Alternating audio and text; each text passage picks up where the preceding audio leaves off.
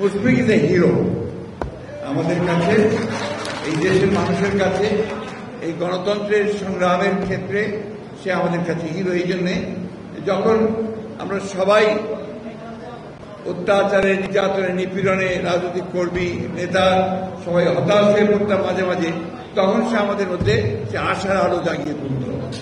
এই জন্যে আমাদের সকলের কাছে সে হচ্ছে হিরো, নিঃসন্দেহে। আমি এখানে কোন রাজনৈতিক বক্তব্য রাখতে চাই না, শুধু একটা কথা আমাদের সকলের উদ্দেশ্য বলতে চাই। মুশফিক এবং মুশফিকের সঙ্গে আরো অনেকে এই দেশে থাকতে পারেনি এই ফ্যাসিবাদী হাসিনার অত্যাচারের, নির্যাতনের কারণে। তারা লড়াই করেছে বাইরে গিয়ে, আমরা লড়াই করেছি ভেতরে, এবং বিজয় অর্জন করেছি আমাদের ছাত্র জনতার যে একটা অভূতপূর্ব গণ অভ্যুত্থান, সেই গণ অভ্যুত্থানের মধ্য দিয়ে। কিন্তু এই বিজয় তখনই আপনার সুসংগত হবে যদি আমরা এটাকে ধরে রাখতে পারি। আমাদের যে ঐক্য সৃষ্টি হয়েছিল, সেই ঐক্যকে যদি আমরা অটুট রাখতে পারি।